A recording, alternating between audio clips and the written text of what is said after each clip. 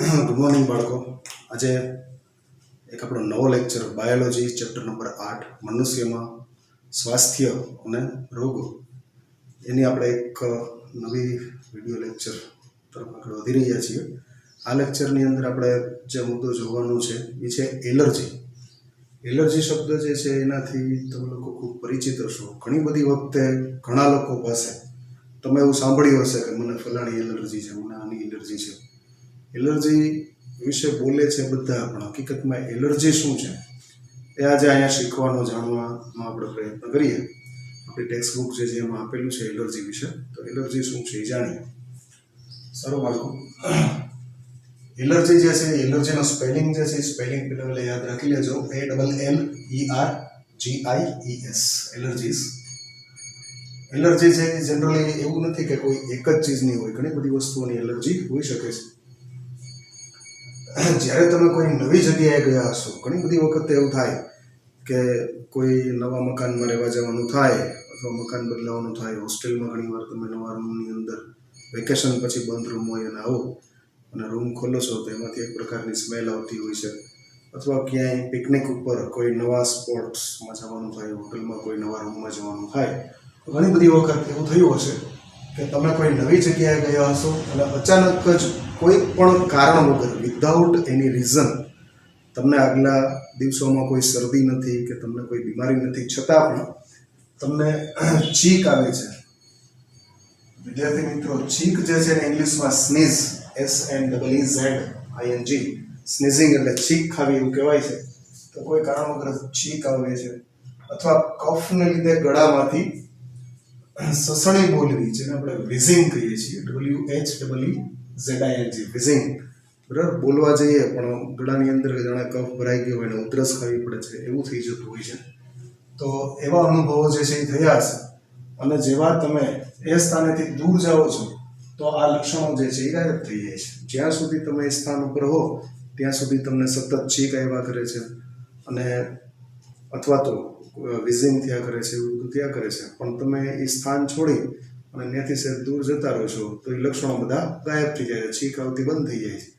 બરાબર, એ સ્થાને હો ત્યારે એવું લાગે કે કંઈક દવા ખાવી પડશે, પરંતુ જો એ સ્થાન છોડી દો છો તો કોઈ દવાની જરૂર હોતી નથી. તો આવા અનુભવ તમારામાંથી ઘણા લોકોને થયા હશે. આપણામાંના કેટલાક લોકો પર્યાવરણમાં હાજર રહેલા કેટલાક કણો પ્રત્યે સંવેદનશીલ હોય છે. પર્યાવરણ જે છે, પર્યાવરણની અંદર ઘણા બધા આપણા સિવાય પણ, આપણે એક જ આ પર્યાવરણમાં નથી. પર્યાવરણની વ્યાખ્યા જે છે, પરી એટલે આપણી આસપાસનું બધું જ અને આવરણ એટલે ફરતું આવરણ. તો પર્યાવરણની અંદર એવા ઘણા બધા રજકણો આવેલા હોય છે, એવા પરાગરજો આવેલી હોય છે. તો આવા કણો પ્રત્યે ઘણા લોકો સંવેદનશીલ હોય છે. ઉપર જણાવેલ પ્રતિક્રિયા પરાગરજ, જીવાતો અને ધૂળના રજકણો વગેરે પ્રત્યેની એલર્જીને લીધે થાય છે. ઉપર જણાવેલી પ્રક્રિયા મતલબ કે છીંક આવવી કે પછી સસણી બોલવી વગેરેની જે પ્રક્રિયા છે એ પ્રક્રિયામાં અહીંયા એલર્જન્સ તરીકે ત્રણ શબ્દ મૂકેલા છે, તમારી ટેક્સ્ટબુકની અંદર મૂકેલા છે. જેમાં છે પરાગરજ છે, જીવાત છે અથવા તો ધૂળના રજકણ છે. એના બધાની જે એલર્જી છે એ એલર્જીના કારણે આવું બધું થતું હોય છે. જે અલગ અલગ સ્થાનોએ ભિન્ન ભિન્ન પ્રકારની હોય છે. જો એલર્જીનું વ્યક્તિગત રીતે અલગ અલગ પ્રકારનું હોય છે. એવું જરૂરી નથી કે તમે 15 જણા ગયા છો ને 15 ને એકારે બે છીંક આવી જાય. બરાબર, અમુક લોકોને છીંક આવે છે, અમુક લોકોને નથી આવતી. અમુક લોકોને વધારે પડતી છીંકો આવી જાય છે, તો અમુક લોકોને એક બે છીંક આવે છે, એવું બનતું હોય છે. અથવા અમુક લોકોને છીંક આવે પણ નહીં, પરંતુ ચામડીમાં ખજવાળ આવે, તો એવું પણ થઈ શકતું હોય છે. માટે એલર્જી એવું જરૂર નથી કે છીંક જ આવે, બીજા કારણો પણ હોઈ શકે છે. મતલબ કે જે અલગ અલગ સ્થાનોએ ભિન્ન ભિન્ન પ્રકારની હોય છે. એલર્જી જે છે એ અલગ અલગ જગ્યાએ અલગ અલગ પ્રકારની હોય છે. હવે અહીંયા આજે હું અંડરલાઈન કરું છું એ એલર્જીની વ્યાખ્યા આપેલી છે. આ મુદ્દાની અંદરથી આપણા માટે સૌથી અગત્યની જે છે એ છે વ્યાખ્યા. અહીંયા બે વ્યાખ્યાઓ આપણે પાકી કરવાની છે. જેમાં પહેલી વ્યાખ્યા જે છે એ એલર્જીની છે અને બીજી વ્યાખ્યા જે છે એ એલર્જન્સની છે. તો પહેલા આપણે એલર્જીની વ્યાખ્યા જે છે એ લર્ન કરીએ, પાકી કરીએ. પર્યાવરણમાં હાજર રહેલા કેટલાક પ્રતિજન પ્રત્યે પ્રતિકાર તંત્ર દ્વારા અપાતા વધુ પડતા પ્રતિચારને એલર્જી કહે છે. પર્યાવરણની અંદર હાજર રહેલા કેટલાક પ્રતિજન. વિદ્યાર્થી મિત્રો શબ્દ ખાસ નોંધો. પ્રતિજન, પ્રતિજન એટલે કે એન્ટીજન. પર્યાવરણની અંદર ઘણા બધા એન્ટીજન હાજર હોય જ છે અને દરેકે દરેક મનુષ્ય તો બરોબર છે, પણ દરેકે દરેક પ્રાણીઓ પણ આવા એન્ટીજનનો સામનો, પ્રતિજનનો સામનો કરતા જ હોય છે. પણ અમુક લોકો જે છે એ આવા પ્રતિજન પ્રત્યે વધુ પડતો પ્રતિચાર, બરાબર, અહીંયા ખાસ મુદ્દો સમજજો, વધુ પડતો પ્રતિચાર, બરાબર. પ્રતિજન જે છે એની સામે રિએક્શન આપવાનું છે. પ્રતિચાર જે છે એને ઇંગ્લિશમાં આપણે રિએક્શન કહીએ છીએ. તો કોઈ જગ્યાએ કંઈ એક્શન હોય એનું આપણે રિએક્શન આપીએ છીએ, એ બરાબર છે, પણ ઘણા લોકો એનું ઓવર રિએક્શન આપે છે. ઘણી વખતે તમે જોયું હશે કે બાબત ખૂબ નાની હોય પણ ઘણા લોકો એનું ઓવર રિએક્શન આપતા હોય, બરાબર. ઘણીવાર દાખલા તરીકે લેક્ચરમાં હું ઘણીવાર એમ કહું કે ભાઈ બાળકો, આવતીકાલે મેં એક સરપ્રાઈઝ ટેસ્ટ રાખેલી છે, તો તમારામાંથી ઘણા બાળકો એવા હશે કે જે એમ કહેશે કે કાંઈ વાંધો નહીં, પ્રશ્ન આમાંથી જ પૂછશે ને, લખી નાખશે. તો ઘણા લોકો એમ કહેશે કે સાહેબ એમ થોડું હાલે કે આવતીકાલે ટેસ્ટ લઈ લેવાનો, અમને ટાઈમ તો દેવો જોઈએ ને. અને ઘણા બાળકો ખૂબ ઓવર રિએક્ટ કરે, અમે પરીક્ષા નહીં આપીએ, આમ નહીં કરીએ, તેમ નહીં કરીએ, તો એને ઓવર રિએક્શન કહેવાય. તો એલર્જી જે છે, એલર્જી પણ કંઈક ઓવર રિએક્શન પ્રકારનું છે કે પ્રતિજન પ્રત્યે પ્રતિકાર તંત્ર દ્વારા અપાતા વધુ પડતા પ્રતિચાર એટલે કે ઓવર રિએક્શનને એલર્જી કહે છે. સારું, આ વ્યાખ્યા નંબર 1. આ જે વ્યાખ્યા જે છે એ એલર્જીની વ્યાખ્યા છે. એની નીચે જે બીજા નંબરની વ્યાખ્યા આવે છે એ એલર્જન્સ. એલર્જન્સ એટલે કે એવા પ્રતિજન કે જેના કારણે એલર્જી થાય છે એને આપણે એલર્જન્સ કહીએ છીએ. તો બીજા નંબરની જે વ્યાખ્યા છે એ વ્યાખ્યા એલર્જન્સની છે, એને ખાસ ધ્યાન આપવાની છે. એવા પદાર્થો કે જેમના પ્રત્યે આ પ્રતિચાર સર્જાય છે તેમને એલર્જી પ્રેરકો, ગુજરાતી માટે શબ્દ છે એલર્જી પ્રેરક અને ઇંગ્લિશ માટે શબ્દ છે એલર્જન્સ કહેવાય છે. તો બાળકો બે વ્યાખ્યાઓ જે છે એ બે વ્યાખ્યાઓને આ મુદ્દાની અંદર તમારે ખૂબ જ ખાસ ધ્યાન રાખીને પાકી કરવાની છે. જેમાં પહેલી વ્યાખ્યા છે એલર્જીની, પર્યાવરણમાં હાજર રહેલા કેટલાક પ્રતિજન પ્રત્યે પ્રતિકાર તંત્ર દ્વારા અપાતા વધુ પડતા પ્રતિચારને એલર્જી કહે છે. અને વ્યાખ્યા નંબર 2 એલર્જન્સ, એવા પદાર્થો કે જેમના પ્રત્યે આ પ્રતિચાર સર્જાય છે. એવા પદાર્થો તરીકે પરાગરજ હોઈ શકે, ધૂળના રજકણ હોઈ શકે, નાની નાની જીવાતો હોઈ શકે, બરાબર. તો આવો પ્રતિચાર સર્જાય છે તેમને એલર્જી પ્રેરકો એટલે કે એલર્જન્સ કહેવામાં આવે છે. તો આ જે પ્રતિજન છે, હવે બાળકો એક સવાલ ઊભો થાય કે કોઈ પણ એન્ટીજન જ્યારે શરીરમાં દાખલ થાય તો એની સામે લડવા માટે આપણું શરીર એન્ટીબોડી ઉત્પન્ન કરે છે. તો એલર્જી જે છે એ એલર્જીની સામે લડવા માટે કયું એન્ટીબોડી શરીરમાં ઉત્પન્ન થાય, એનો આન્સર તમને આ મુદ્દાની અંદર આપેલો છે. આના માટે સર્જાતા એન્ટીબોડી IgE, મુદ્દો જે છે એ મુદ્દો બરાબર ધ્યાનમાં આપજો, ઇમ્યુનોગ્લોબ્યુલિન E પ્રકારનો જે એન્ટીબોડી છે એ ઉત્પન્ન થાય છે અને એલર્જન્સની સામે પ્રતિચાર જે છે એ આપે છે, બરાબર. તો આ ત્રણ મુદ્દા જે છે એ ત્રણ મુદ્દા આપણા માટે ખૂબ IMP છે. આમાંથી નીટની અંદર પણ ક્વેશ્ચન્સ પૂછાઈ શકે છે, બોર્ડની અંદર પણ MCQ તરીકેમાં ક્વેશ્ચન પૂછાઈ શકે છે.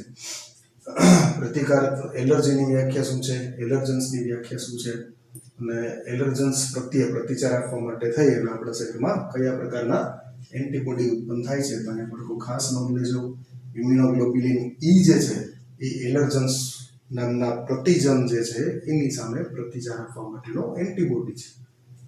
સારું, આગળ જોઈએ આપણે. એલર્જન્સ જે છે એના ઉદાહરણ કોણ કોણ એલર્જન્સ હોઈ શકે.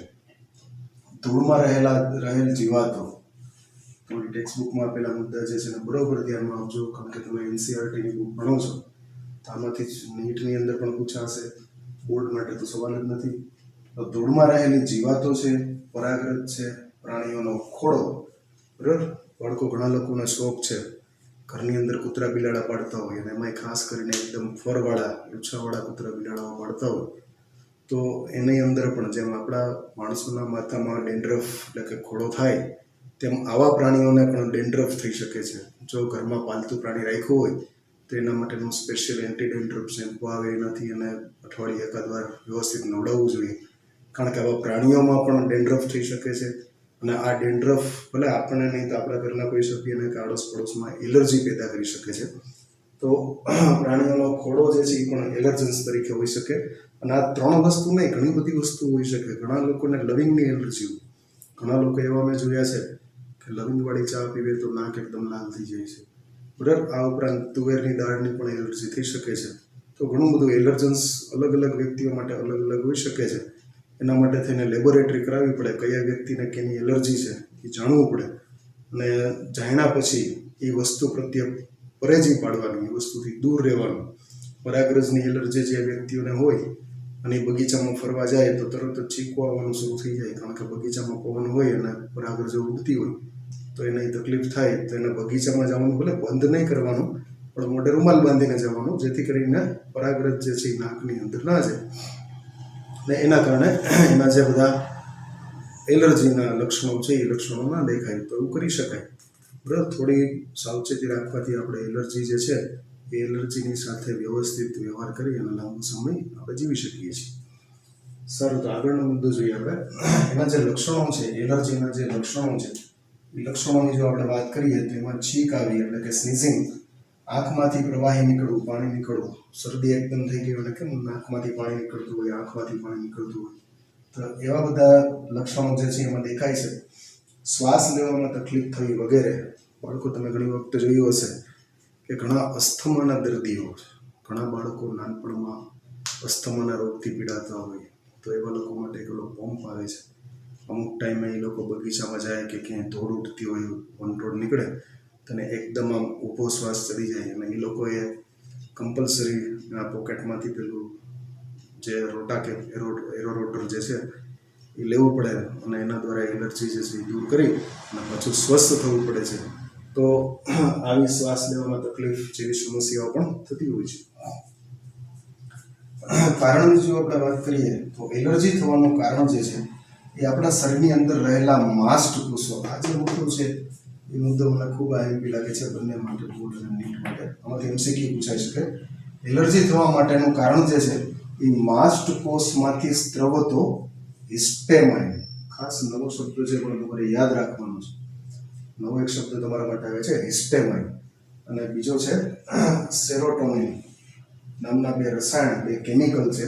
આ બંને કેમિકલ આપણા શરીરમાં આવેલા, આપણા રુધિરમાં આવેલા માસ્ટ કોષો જે છે માસ્ટ કોષોમાંથી એનો સ્ત્રાવ થાય છે અને આનો સ્ત્રાવ થવાના કારણે આપણને એલર્જીના લક્ષણો જે છે એ લક્ષણો બધા દેખાતા હોય છે. હિસ્ટામાઇનનો સ્ત્રાવ જે છે એ નાકની અંદર જે રુધિર વાહિનીઓ જતી હોય એના માસ્ટ કોષોમાંથી હિસ્ટામાઇનનો સ્ત્રાવ થાય એટલા માટે નાકમાંથી પાણી નીકળે છે, છીંક આવે છે, અથવા શ્વાસ લેવામાં ફેફસાની અંદર ઘણા બધા હિસ્ટામાઇન સેરોટોનિન નીકળતું હોય તો ફેફસાની અંદર શ્વાસ લેવામાં તકલીફ પડે વગેરે પરિસ્થિતિઓ સર્જાઈ શકે છે. અચ્છા, નિદાન કઈ રીતે કરવું? કોઈ વ્યક્તિને શેની એલર્જી છે એ આપણે કેમ જાણવું? અહીં નિદાનનો મતલબ એવો થાય છે કે અલગ અલગ વ્યક્તિઓને આપણે વાત કરી કે અલગ અલગ વ્યક્તિઓને અલગ અલગ પ્રકારની એલર્જી હોય છે. તો કોઈ વ્યક્તિને શેની એલર્જી છે, તમારામાંથી કોઈને દાખલા તરીકે એવું જાણવાની ઈચ્છા થાય કે મને શેની એલર્જી હશે, તો એવું જાણવા માટે થઈને એના કોઈ સ્પેસિફિક એકદમ કોઈ બ્લડ ટેસ્ટ નથી કે કીટની અંદર લોહીનું ટીપું મૂકવું ટેસ્ટ થઈ ગયું. એના માટે થઈને થોડુંક લેન્ધી પ્રોસેસ, થોડીક લાંબી પ્રોસેસ છે. એલર્જી થવાનું કારણ જાણવા માટે થઈ અને દર્દીને સંભવિત એલર્જન્સના સંપર્કમાં લાવવામાં આવે છે, બરાબર. કોઈ વ્યક્તિ તૈયાર થાય કે મારે શેની એલર્જી છે એ મારે જાણવું છે, તો એને લેબોરેટરીમાં અલગ અલગ પદાર્થના નાના નાના સેમ્પલ, બહુ ઓછી ઓછી માત્રામાં સેમ્પલ્સ જે છે એના સંપર્કમાં લાવવામાં આવે. જેમ કે ધૂળના રજકણો છે, પરાગરજ છે, જીવાત છે, બરાબર, વગેરે વગેરેના સંપર્કમાં એને લાવવામાં આવે અને એના સંપર્કમાં આવ્યા પછી દર્દી જે છે એ કેવું રિએક્શન આપે છે, બરાબર. દાખલા તરીકે પરાગરજ જે છે એના થોડીક સ્મેલ સુંઘાડ્યા પછી શું એને છીંક આવવા લાગે છે, જીવાતો થોડીક એના શરીર ઉપર મૂક્યા પછી એને ખજવડ આવવા લાગે છે, તો એવા બધા નાના નાના ટેસ્ટ કરવામાં આવે છે. અથવા તો એલર્જન્સની થોડી માત્રા શરીરમાં દાખલ કરી અને એની પ્રતિક્રિયા, મતલબ કે એના રિએક્શન જે છે એ રિએક્શનનો અભ્યાસ જે છે એ અભ્યાસ કરવામાં આવે છે. સારું, માની લો કે કોઈ વ્યક્તિને શેની એલર્જી છે એ ખબર પડી ગઈ. તો આ ખબર પડી ગયા પછી આપણે એની સારવાર જે છે એ સારવાર કઈ રીતે કરવી? તો એના માટે થઈને જે દવાઓ આવે છે એ દવાઓની અંદરથી એક દવાનું નામ છે એન્ટીહિસ્ટેમાઇન. એ શબ્દ છે મેં લખેલો છે, તમે જોજો. એન્ટીહિસ્ટેમાઇન. અહીંયા એક શબ્દ આપણે શીખ્યા હિસ્ટેમાઇન, અને અહીંયા બીજો શબ્દ છે એન્ટીહિસ્ટેમાઇન. બરાબર. ક્લોરોફેનારામિન માલિએટ છે, પછી સેટ્રીજિન છે, આવી બધી જે દવાઓ માર્કેટમાં બહુ ઇઝીલી અવેલેબલ છે, તો આવી બધી દવાઓ છે એ એન્ટીહિસ્ટેમાઇન તરીકે કામ કરે છે. અને તમે આગલા ધોરણમાં ભણ્યા છો આપણું જે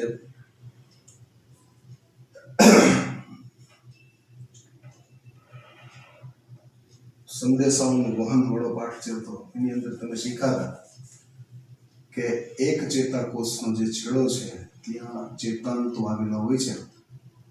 ચેતાંતો જે છે ચેતાંતો નીચે ચેતોપાગમીય ગાઢ શબ્દ શીખ્યા હતા. અને ત્યાંથી પછી આવી રીતે બીજો એક ચેતાકોષ જે છે એ શરૂ થતો હતો. ત્યાં આગળ હિસ્ટેમાઇનનો બધો સ્ત્રાવ થતો હોય છે, જેમાં આપણે એસિટાઇલકોલાઇન શીખ્યા હતા. એ જ રીતે હિસ્ટેમાઇનનો સ્ત્રાવ પણ ત્યાં થતો હોય છે. એન્ટીહિસ્ટેમિનિક દવાઓ જે છે એ દવાઓ આ સ્ત્રાવને બંધ કરી દે છે. એટલા માટે થઈ અને એલર્જીક જે લક્ષણો દેખાતા હોય છે એ લક્ષણો દેખાતા નથી. તો એન્ટીહિસ્ટામાઇન દવાઓ જે છે એ દવાઓ એના સારવારમાં ઉપયોગમાં લેવામાં આવે છે. એડ્રીનાલિન એડર્નલ ગ્રંથિ જે છે એમાંથી નીકળતો સ્ત્રાવ એડ્રીનાલિનનો ઉપયોગ કરાય છે. અને સ્ટેરોઇડ જેવી દવાઓ જે છે એનાથી આના લક્ષણો ઝડપથી ઘટાડી શકાય છે. જો એ મુદ્દો બરોબર સ્પેસિફાઈ તમારી બુકમાં કર્યો છે કે લક્ષણોને ઝડપથી ઘટાડી શકાય છે, એલર્જીને મટાડી શકાતી નથી. બાળકો, એલર્જી જે છે એક એવી બીમારી છે કે જે મટતી નથી. એલર્જી સાથે જીવતા દર્દીએ શીખી લેવું પડે. જેમ આપણે ઘણી બધી બીમારીઓ સાથે જીવતા શીખી ગયા છીએ. કોરોના જે છે એનો અત્યારે આપણી પાસે કોઈ ઈલાજ નથી, તો લોકો પ્રચાર કરે છે કે એની સાથે જીવતા શીખી જાઓ. તો એમ એલર્જી જે છે એનો પણ કોઈ ઈલાજ નથી, એની સાથે જીવતા શીખવાનું છે. નંબર 1, બને ત્યાં સુધી એલર્જન્સના સંપર્કમાં નહીં આવવાનું. જો શક્ય હોય તો ટેસ્ટ દ્વારા આપણે શેની એલર્જી છે એની આપણે માહિતી મેળવી લેવાની અને એનાથી દૂર રહેવા પ્રયત્ન કરવાનો. અને નંબર 2, જો સંપર્કમાં આવી ગયા છીએ તો એન્ટીહિસ્ટેમાઇન્સ છે, એડ્રીનાલિન છે, સ્ટેરોઇડ છે, એવી દવાઓ લઈ અને એના લક્ષણો જે છે એ લક્ષણોને ઝડપથી ઘટાડી શકાય છે. આધુનિક જીવનશૈલી, મિત્રો, અત્યારે આધુનિક જીવનશૈલી જે હાઈફાઈ લાઈફસ્ટાઈલ જીવવાના આપણે શોખીન થઈ ગયા છીએ, તો આપણી લાઈફસ્ટાઈલ જે છે એમાં મોજ મજા ખૂબ છે. આપણું ખાવાનું જે છે એ ખાવાનું પોષક મૂલ્ય શું છે એનું ધ્યાન આપણે બહુ રાખતા નથી, પણ એનો ટેસ્ટ કેવો છે એમાં ખૂબ ધ્યાન રાખીએ છીએ. ઇન્ટરનેટ ઉપર, ટીવી ઉપર જે આપણે પ્રોગ્રામો જોઈએ છીએ એ આપણા મન ઉપર કેવી અસર કરે છે એ વિચારતા નથી. બસ આપણને મજા આવી જોઈએ એવું આપણે કરીને જોતા હોઈએ છીએ. તો આ બધી એની આડઅસરો છે. આધુનિક જીવનશૈલીના ફળસ્વરૂપે લોકોમાં પ્રતિકારકતા જે છે એ ઘટી ગઈ છે અને એલર્જન્સ પ્રત્યેની જે સંવેદનશીલતા છે એ વધી ગઈ છે. ગામડાની અંદર બાળકો જે છે એ ધૂળમાં રમતા તો એને એલર્જી ઓછી થતી, પણ શહેરોની અંદર એપાર્ટમેન્ટ આવી ગયા એટલે બાળકો જે છે એ બાળકોને નીચે જમીન સાથેનો સંપર્ક જે છે એ તૂટી ગયો છે. એપાર્ટમેન્ટની અંદર મોટા શહેરો તમે જુઓ, અમદાવાદ, સુરત, વડોદરા જેવા શહેરોમાં એપાર્ટમેન્ટમાં 12મા માળે રહેતા હોય. હવે આવા બાળકોને ક્યારેય ધૂળમાં રમવાનું થતું ન હોય અને અચાનક જ ક્યાંક ધૂળમાં રહેવાનું થાય તો એ લોકોને સ્વાભાવિક છે કે એલર્જી થાય, કારણ કે એના શરીરને કોઈ દિવસ આપણે પરિચિત સ્વજાત પરજાતથી એને કોઈ દિવસ પરિચિત કરાવ્યા નથી. એની સામેના એન્ટીબોડી ઉત્પન્ન થાય એવા પ્રકારની કોઈ ટ્રેનિંગ એને અગાઉથી આપેલી નથી. તો આવા બાળકોને થોડી તકલીફ રહેવાની છે. તો આધુનિક લાઈફસ્ટાઈલ જે છે એ પણ આનો એક મેઇન કારણ છે. બાળકો જે છે એ સાદી રમતો, કબડ્ડી, ખોખો વગેરે રમવાનું ભૂલી અને મોબાઈલમાં પબજીને વગેરે ગેમો રમ્યા કરે છે. તો એના કારણે એ લોકોને પર્યાવરણથી દૂર થતા જાય છે. બરાબર. ખરેખર જો આપણા શરીરને ખડતલ બનાવવું હોય તો આપણે ઉનાળામાં ગરમી સહન કરતાં શીખવું જોઈએ, શિયાળામાં ઠંડી સહન કરતાં શીખવું જોઈએ, ચોમાસામાં વરસાદ સહન કરતાં પણ શીખવું જોઈએ. પરંતુ હવે આપણે તો ઘરમાં એસી ફિટ કરી લીધા, તો ઉનાળામાં બહાર ભલે 42 ડિગ્રી હાલતું હોય પણ આપણા રૂમનું ટેમ્પરેચર તો આપણે 25 જ જોઈએ છે. તો આવી બધી જે આધુનિક લાઈફસ્ટાઈલ જે છે એ જ એલર્જી ઉત્પન્ન થવાનું મુખ્ય કારણ છે. તો વિદ્યાર્થી મિત્રો, ભલે તમે સગવડતા ભોગવો, સુખ ભોગવો, પણ તમારા શરીરને ટ્રેન કરો કે જેથી કરીને વિકટ પરિસ્થિતિમાં પણ તમારું શરીર જે છે એ એલર્જન્સ પ્રત્યે વધુ પડતું સંવેદનશીલ ના બને અને તમે પરિસ્થિતિને હેન્ડલ કરી શકો એવા થોડા સક્ષમ બનો.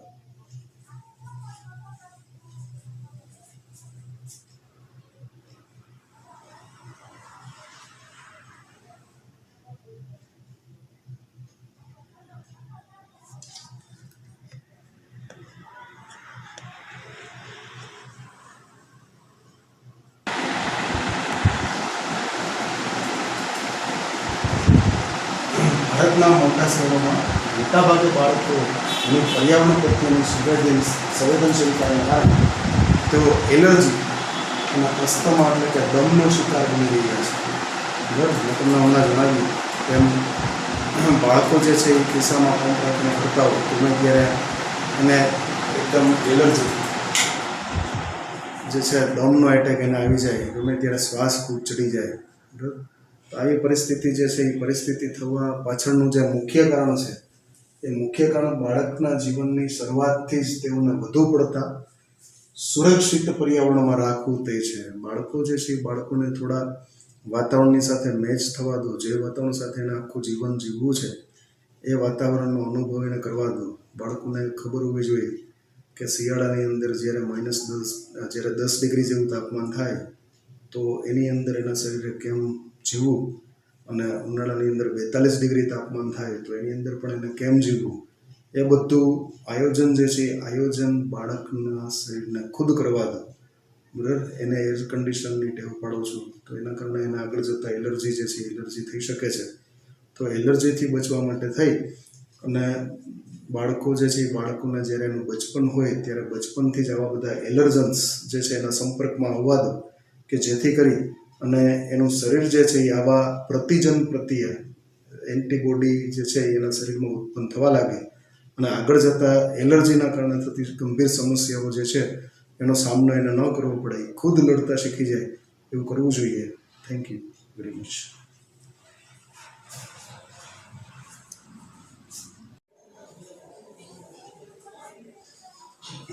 સારો વિદ્યાર્થી મિત્રો, તો હવે આપણો જે આજનો મુદ્દો છે એ છે રોગ પ્રતિકારક તંત્ર. આપણે ઘણી બધી વાતો આ પાઠની અંદર કરી લીધી કે આપણું શરીર કઈ રીતે પરજાત સ્વજાત વચ્ચેનો ભેદ પારખે છે અને પરજાતને કંટ્રોલમાં રાખી, કાબૂમાં રાખી અને આપણા શરીરને નિરોગી તંદુરસ્ત રાખે છે. આપણું સ્વાસ્થ્ય કઈ રીતે સારું રહે છે એના વિશે આપણે ઘણી બધી માહિતી મેળવી લીધી. પણ આ મુદ્દાની અંદર આ તંત્રની અંદર કયા કયા અંગો, આપણા શરીરના કયા કયા અંગો છે કે જે પ્રતિકારક તંત્ર તરીકે કામ કરે છે એના વિશેની આપણે વાત કરીએ. પ્રતિકારક તંત્ર જે છે એને ઇંગ્લિશમાં immune system in the body તરીકે ઓળખવામાં આવે છે. મનુષ્યના પ્રતિકારક તંત્રમાં લસિકા અંગો, લસિકા તંત્ર જે છે લિમ્ફેટિક સિસ્ટમ, એના વિશે આપણે જાણીએ છીએ. તો લસિકા અંગો જે છે, લસિકા અંગો છે, પછી પેશીઓ છે, કોષો છે અને એન્ટીબોડી જેવા દ્રાવ્ય અણુઓનો સમાવેશ થાય છે. એન્ટીબોડી જે છે એના વિશે મિત્રો તમે જાણો છો કે એન્ટીબોડી જે છે ઇમ્યુનોગ્લોબ્યુલિન નામના પ્રોટીન્સ છે. આવા દ્રાવ્ય અણુઓ જે છે એનો સમાવેશ થાય છે.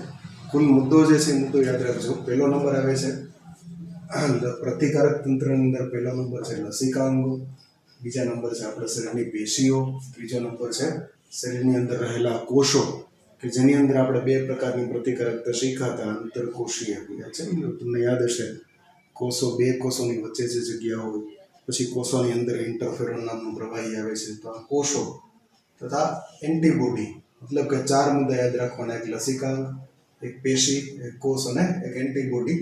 આવા દ્રાવ્ય અણુઓનો સમાવેશ જે છે એ સમાવેશ આપણા પ્રતિકારક તંત્રની અંદર થાય છે. આપણો જે પ્રતિકારક તંત્ર છે એ વિશિષ્ટ છે. એના વિશિષ્ટ પ્રકારનું એટલા માટે કીધું છે કે એને ઓળખવાની ખબર પડે છે. એ પરજાત એન્ટીજન એટલે કે જે આપણા નથી, સ્વજાત નથી, પરજાત છે એવા એન્ટીજનને ઓળખે છે. બરાબર, જે આપણું નથી એ કોણ છે એને ખબર છે, કોણ આપણા માટે નુકસાનકારક છે એને ઓળખે છે, એને કંટ્રોલમાં રાખે છે. એટલા માટે એ વિશિષ્ટ છે.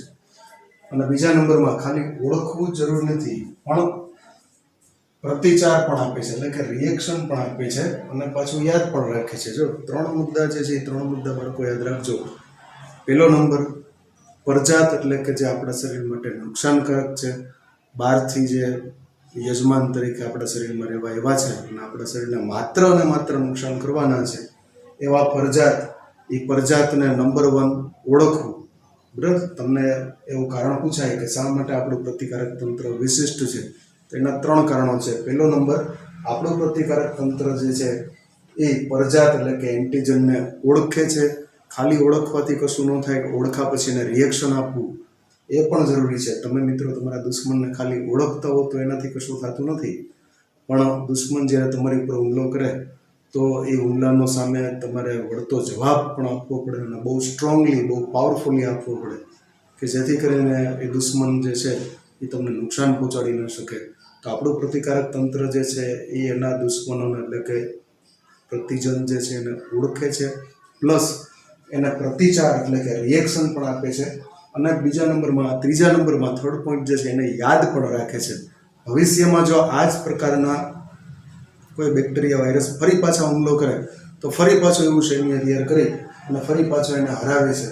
તો આ રીતે 3 મુદ્દા જે છે એ 3 મુદ્દા આપણું પ્રતિકારક તંત્ર કરતું હોવાથી એના માટે આપણે શબ્દો વાપરેલો છે વિશિષ્ટ. એમાં પહેલો મુદ્દો આવે છે પરજાત એટલે કે એન્ટીજનને ઓળખવા. બીજા નંબરમાં એને માત્ર ઓળખવા જ પૂરતું નહીં પણ એને પ્રતિચાર પણ આપવો એટલે કે રિએક્શનમાં પણ આપવું. અને ત્રીજા નંબરમાં એને જીવનભર એને યાદ પણ રાખવું કે જેથી કરીને ફરી પાછોનો સામનો થાય તો એને કઈ રીતે લડવું. તો આ વસ્તુ જે છે એ 3 વસ્તુ આપણું પ્રતિકારક તંત્ર ખૂબ સરસ રીતે કરતું હોવાથી આપણું પ્રતિકારક તંત્ર જે છે એ વિશિષ્ટ પ્રકારનું પ્રતિકારક તંત્ર છે. એના પછીની જો આપણે વાત કરીએ તો આપણા પ્રતિકારક તંત્રમાં એલર્જીની પ્રક્રિયા એ સ્વરોગ પ્રતિકારકતા અને અંગ પ્રત્યારોપણમાં મહત્વનો ભાગ ભજવે છે. અહીંયા 2 મુદ્દા. પ્રક્રિયા જે છે એ માત્ર એક જ છે. કઈ પ્રક્રિયા છે? તો કે એલર્જીની પ્રક્રિયા. પ્રક્રિયા 2-3 નથી, જો 3 શબ્દ નવા મૂક્યા છે અહીંયા. એલર્જીની પ્રક્રિયા, સ્વરોગ પ્રતિકારકતા અને અંગ પ્રત્યારોપણ. તો કહેવાનો મતલબ શું છે? પ્રક્રિયા જે છે પ્રક્રિયા, reaction is only one, that is allergy. બરાબર. પ્રતિકારક તંત્રની અંદર એક જ પ્રક્રિયા છે, એલર્જીની પ્રક્રિયા. આ એલર્જીની પ્રક્રિયા સ્વરોગ પ્રતિકારકતા મતલબ કે આપણે સંધિવા જેવી બીમારીની જે વાત કરી, સ્વરોગ પ્રતિકારકતા. અને બીજા નંબરમાં કોઈ પણ ઓર્ગન ટ્રાન્સપ્લાન્ટ મતલબ કે કોઈ વ્યક્તિનું કિડની જે છે એ કિડની બદલાવાની હોય, કોઈની આંખ બદલાવાની હોય કે કોઈનું હૃદય, હાર્ટ ટ્રાન્સપ્લાન્ટ કરવાનું હોય.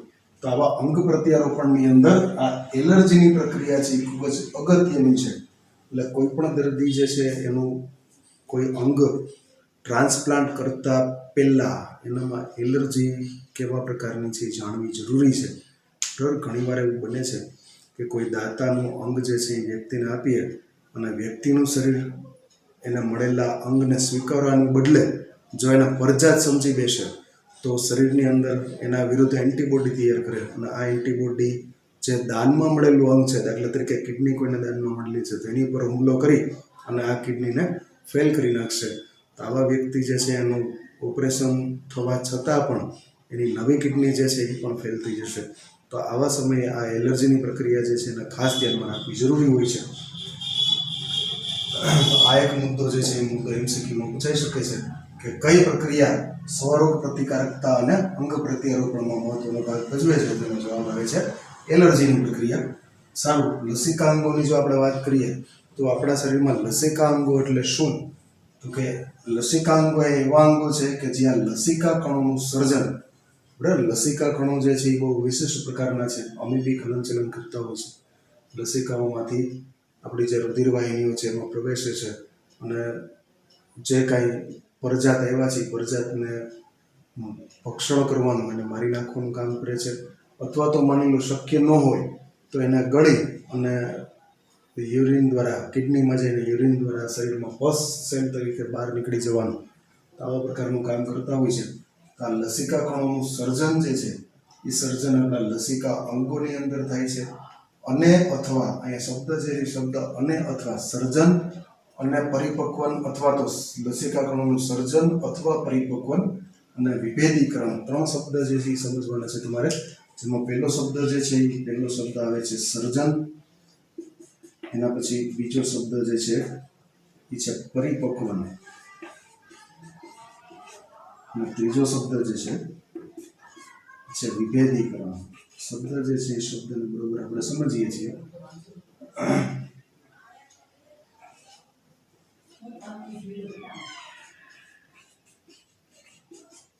આ 3 શબ્દ એક સરખા નથી. સર્જન થવું મતલબ કે કોઈ નવી વસ્તુ બનવી, પરિપક્વન થવું મતલબ કે નાના લસિકા કણો જે છે એ નાના લસિકા કણો પરિપક્વ બને, મોટા બને અને આપણે એને પરિપક્વન કહીએ. વિભેદીકરણ મતલબ કે લસિકામાં જે WBCમાં અલગ અલગ પ્રકારના એક કેન્દ્રીય આવતા હોય, બહુ કેન્દ્રીય આવતા હોય, એમાં એનું વિભેદન થવું, એને આપણે વિભેદીકરણ કહેતા હોય. તો આ ત્રણ પ્રકારની પ્રક્રિયા જે છે એ પ્રક્રિયા લસિકા અંગો એટલે કે લિમ્ફોઇડ ઓર્ગન્સની અંદર જનરલી થતી હોય છે. તો આવા લસિકા અંગો જે છે એ શરીરમાં બે પ્રકારના છે, જેમાં પહેલો પ્રકાર જે છે એ પહેલા પ્રકારનું નામ છે પ્રાથમિક લસિકા અંગો અને બીજો પ્રકાર જે છે એનું નામ છે દ્વિતીય લસિકા અંગો. પ્રાથમિક એટલે કે પ્રાઇમરી લિમ્ફોઇડ ઓર્ગન્સ, બરાબર. પ્રાઇમરી લિમ્ફોઇડ ઓર્ગન્સ અલગ કામ કરશે.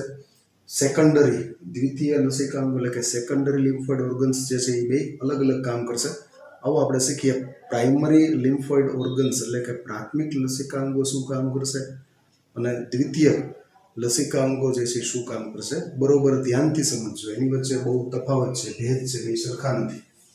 પ્રાથમિક લસિકા અંગો જે છે એ તરીકે આપણે બેને મુખ્ય ગણીએ. એમાં નંબર પહેલો આવે છે અસ્થિમજ્જા અને નંબર બીજો આવે છે થાઇમસ નામની ગ્રંથિ, બરાબર. થાઇમસ નામની ગ્રંથિ જે અહીંયા આપણા હૃદયની પાસે અહીંયા નાની એવી હોય છે, બાળકના જન્મ સમયે બહુ મોટી હોય છે અને બાળક જેમ મોટું થતું જાય એમ એ જે ગ્રંથિ છે એ ધીમે ધીમે નાની થતી જાય અને વૃદ્ધોની અંદર તો તે અવનત થઈ જાય છે. આવું આપણે 11મા ધોરણની અંદર અંતઃસ્રાવી ગ્રંથિવાળા પાઠમાં શીખેલા હતા. થાઇમસ જે છે એ થાઇમસ અને અસ્થિમજ્જા, અસ્થિમજ્જા એટલે કે શરીરના લાંબા હાડકા, જેને ઇંગ્લિશમાં આપણે બોન મેરો કહેતા હોઈએ છીએ, જેમાંથી આરબીસી ડબલ્યુબીસી જેવા કોષો બનતા હોય છે, એમાંથી જ લસિકા કણો જે છે એ બનતા હોય છે. તો આ અસ્થિમજ્જા અને થાઇમસ આ બે પ્રાથમિક લસિકા અંગો તરીકે છે. મુદ્દો બરોબર ધ્યાનથી શીખી લેજો, સમજી લેજો, યાદ રાખી લેજો. એમસીક્યુમાં પૂછાશે પ્રાથમિક લસિકા અંગો એટલે કોણ, તો તમારી પાસે એક જ આન્સર હોવો જોઈએ, અસ્થિમજ્જા થાઇમસ, બરાબર. એ પ્રાથમિક લસિકા અંગો છે જ્યાં પરિપક્વ લસિકા કણો એન્ટીજન સંવેદી લસિકા કણોમાં વિભેદિત થાય છે. આ અંગો એવા છે કે જ્યાં પરિપક્વ થઈ ગયેલા લસિકા કણો જે છે એનું એન્ટીજન સંવેદી લસિકા કણોમાં વિભેદન થાય છે. અસ્થિમજ્જા કે થાઇમસની અંદર લસિકા કણો જન્મતા નથી, મોટા થતા નથી, મતલબ કે સર્જનની પ્રક્રિયા પણ નથી થતી, પરિપક્વની પણ પ્રક્રિયા નથી થતી. એમાં પ્રક્રિયા નંબર 3 એટલે કે વિભેદીકરણની પ્રક્રિયા થાય છે, બરાબર. સર્જન બીજા થઈ જશે, પરિપક્વ બીજા થઈ જશે.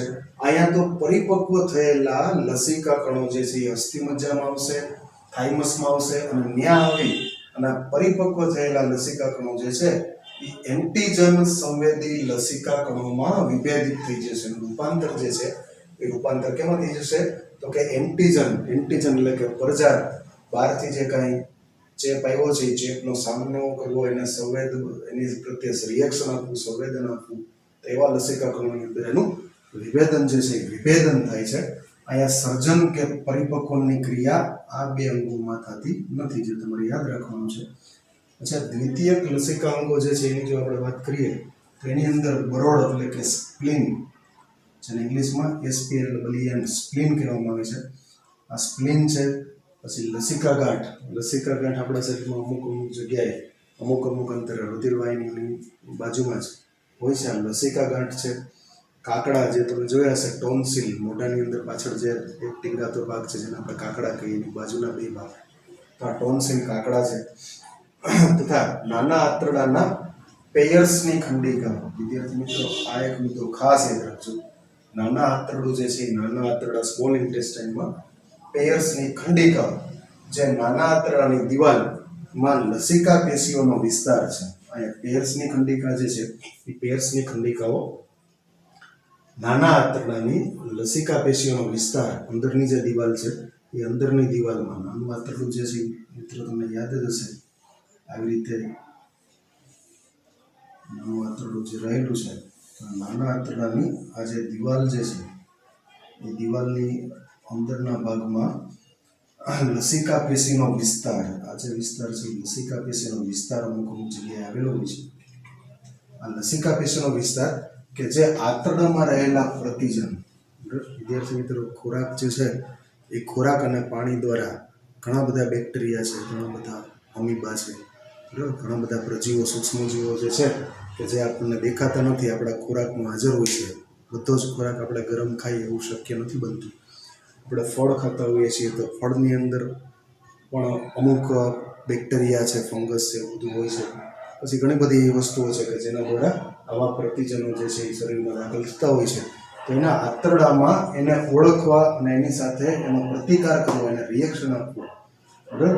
આ રિએક્શન આપવા માટે થઈ અને નાના આંતરડાના પેર્સની ખંડિકાઓમાં જે લસિકા પેશીનો વિસ્તાર છે કે જે પ્રતિકાર કરવાની ક્ષમતા સાથે સંકળાયેલા છે, અને ત્યારબાદ તે આગળ આંત્રપુચ્છ કે જે એપેન્ડિક્સ, તમને ખ્યાલ હશે, ઇલિયોસિકલ વાલ આપણે આગળ જોઈ ગયા છીએ, જે મોટું આંતરડું,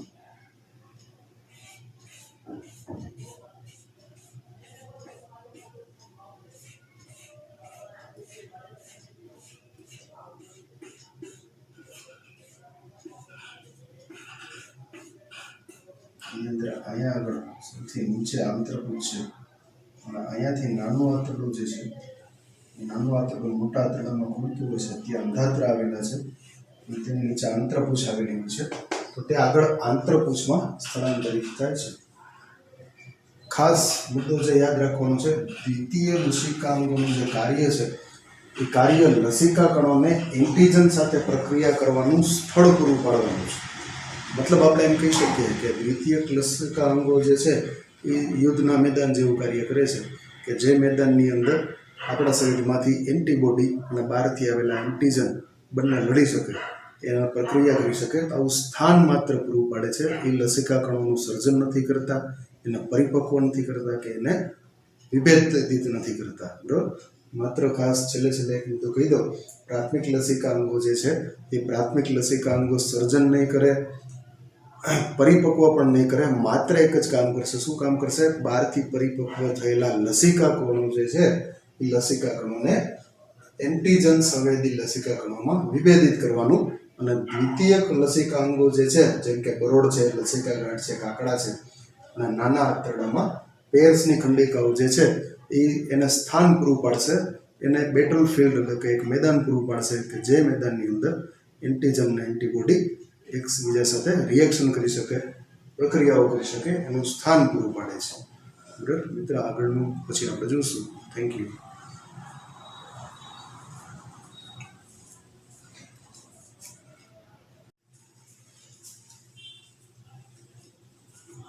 સારો વિદ્યાર્થી મિત્રો, તો એલર્જી જે છે એને બરોબર રીતે જાણી લીધા પછી, એને બરોબર રીતે શીખી લીધા પછી આપણા માટે અહીંયા બીજો ટોપિક જે છે આપણી બુકની અંદર છે, સ્વપ્રતિકારકતા નામની એક બીમારી, કે જેને આપણે ઓટો ઇમ્યુન. બરાબર? અહીંયા ઘણી વાર ઘણા લોકોને એમ થતું હશે કે સ્વપ્રતિકારકતા જે છે એ સારી છે, પણ સારી નથી, એક બીમારી છે. બરાબર? સ્વપ્રતિકારકતા જે છે એ this is a one type of disorder, mismanagement જેને આપણે કહીએ, તો એવા પ્રકારની એક તકલીફ છે, બીમારી છે, જેને આપણે સમજીએ, જેને શીખીએ. ઉચ્ચ કક્ષાના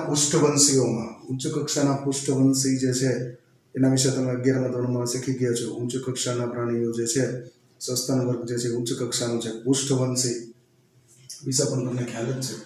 એની અંદર સ્મૃતિ આધારિત ઉપાર્જિત પ્રતિકારકતા, એ મુદ્દો જે છે એ મુદ્દો બરોબર સમજજો બાળકો. સ્મૃતિ આધારિત મતલબ કે યાદ શક્તિ આધારિત. આપણે અગાઉ જે વાત થઈ હતી કે કોઈ પણ બાળક જે છે, બાળકના શરીરમાં જે આપણે વેક્સિન દાખલ કરીએ છીએ, તો એની અંદર આપણે જે તે બીમારી છે એના જ જીવાણુઓ છે કે એના જ વાયરસ છે એને થોડા નબળા કરી અને એના શરીરમાં દાખલ કરીએ છીએ. જેની સ્મૃતિ જે છે એનું શરીર રાખી લે છે, એની સામે એના બી કોષો અને ટી કોષો જે છે એ સામે એન્ટીબોડી, આઈજી ઇમ્યુનોગ્લોબ્યુલિન એન્ટીબોડી ઉત્પન્ન કરે છે. તો એના કારણે સ્મૃતિ આધારિત ઉપાર્જિત પ્રતિકારકતા જે છે એ પ્રતિકારકતાનો આધાર શબ્દ બધાને યાદ આવી ગયો હશે. ઉચ્ચ કક્ષાના પૃષ્ઠવંશીઓમાં સ્મૃતિ આધારિત ઉપાર્જિત પ્રતિકારકતાનો આધાર જે છે એ સ્વજાત અને પરજાત. બરાબર? શરીર જે છે એ શરીરની અંદર એક સમજણ જે છે એ એટલી હોવી જોઈએ કે આ શરીરની અંદર જે કાંઈ છે, જે કોષો છે, એ કોષોમાંથી સ્વજાત કેટલા છે અને પરજાત કોણ છે. બરાબર? દુશ્મનો જે છે, રોગકારકો છે, દાખલા તરીકે પરજાત છે, તો રોગકારકોને મારવાના છે, પણ શરીરના પોતાના જ કોષોને રોગકારક સમજીને એને મારવા માંડશે તો પરિસ્થિતિ જે છે એ વિકટ થઈ શકશે. તો સ્વજાત અને પરજાત વચ્ચેનો ભેદ પારખવાની ક્ષમતા પર આધારિત છે. કોઈ વ્યક્તિનું શરીર જે છે એ શરીર માની લો કે સ્વજાત અને પરજાત વચ્ચેનો ભેદ બરોબર પારખી શકતું નથી. બરાબર? જનરલી એવા કિસ્સાઓ બહુ ઓછા હોય છે, મોટા ભાગે શરીર જે છે આપણે જેટલા બુદ્ધિશાળી છીએ એના કરતાં અનેક ગણું વધારે બુદ્ધિશાળી આપણું શરીર છે. આપણી ઓટો ઇમ્યુન સિસ્ટમ છે એની રીતે કામ કરે જ છે, અંદરથી બધું કામ વ્યવસ્થિત થાય છે. પણ ઘણીવાર એવું બનતું હોય છે કોઈ ડિસઓર્ડરના કારણે શરીર જે છે એ શરીરનું પ્રતિકાર તંત્ર જે છે એ શરીરમાં અસ્થિકોષો નવા જે ઉત્પન્ન થતા હોય એને જ દુશ્મન સમજી બેસે અને એનો જ નાશ કરવા માટે થઈને બધું એન્ટીબોડી બનાવવા માંડે અને હાડકાના જે કોષો અસ્થિકોષો ઉત્પન્ન થતા હોય એને મારવા માંડે. તો આના કારણે સંધિવા નામની બીમારી જે છે આગળ જતાં થતી હોય છે. તો અહીંયા પાછી એકવાર વસ્તુ જોઈએ આપણે, જે આધાર છે એ ઉચ્ચ કક્ષાના પૃષ્ઠવંશીઓમાં સ્મૃતિ આધારિત ઉપાર્જિત પ્રતિકારકતાનો આધાર સ્વજાત અને પરજાત વચ્ચેનો ભેદ પારખવાની ક્ષમતા ઉપર આધારિત છે. જોકે હજી સુધી આજે આપણે વ્યાખ્યા કરી છે એ વ્યાખ્યા એકદમ પરફેક્ટ ડેફિનેશન પરફેક્ટ નથી. હજી સુધી તેનો આધાર શું છે એ હજી આપણે સમજી શક્યા નથી. તેનો બે ઉપસિદ્ધાંતો, એક મુખ્ય સિદ્ધાંત નહીં પણ બે નાના નાના ઉપસિદ્ધાંતો વડે આપણે એને સમજી શકાય. જેમાં પહેલો ઉપસિદ્ધાંત જે છે એ જોઈએ આપણે, ઉચ્ચ કક્ષાના પૃષ્ઠવંશીઓ પરજાત અણુઓ અને પરજાત સજીવોને અલગ પાડી શકે છે. બરાબર, મોટાભાગે ઉચ્ચ કક્ષાના પૃષ્ઠવંશીઓ મનુષ્ય છે, બીજા બધા પ્રાણીઓ જનાવરો જે છે જેમ કે ગાય, બળદ, ભેંસ, કૂતરા વગેરે, તો આ લોકો જે છે પૃષ્ઠવંશીઓ પરજાત અણુઓ અને પરજાત સજીવો બેને અલગ પાડી શકે. મતલબ કે એને ખબર છે કે કોષ અને બેક્ટેરિયા બે બાજુમાં છે, તો કોષને મારવાનું છે કે બેક્ટેરિયાને મારવાનું છે એનો એ વિશેની માહિતી એના શરીરને છે એવું ધારીને આપણે ચાલવાનું છે. નથી એના કોઈ પ્રાયોગિક પુરાવાઓ આપણે હજી સુધી કર્યા નથી, પણ મોટાભાગનું પ્રાયોગિક પ્રતિરક્ષા વિજ્ઞાન જે છે એ એક જ પાસા ઉપર, આ એક પાસા ઉપર આધારિત છે કે ઉચ્ચ કક્ષાના પૃષ્ઠવંશીઓ પરજાત અણુ અને પરજાત સજીવોને ઓળખી શકે છે, એ બેને અલગ પાડી શકે છે. ડિટેલમાં તમને સમજાવું, દાખલા તરીકે આ એક પ્રાણીનો કોષ છે ને એની બાજુમાં આ એક બેક્ટેરિયાનો કોષ છે. બરાબર, બેક્ટેરિયાના કોષ વિશે હું જાણું છું. તો એન્ટીબોડી જે છે એન્ટીબોડી આ કોષને નથી મારવાનો, પણ કોને મારવાનો છે? બેક્ટેરિયાને કિલ કરવાનું છે, કોષને કિલ કરવાનો થતો નથી. એની સમજ એના શરીરને છે. એવો પહેલો ઉપસિદ્ધાંત છે.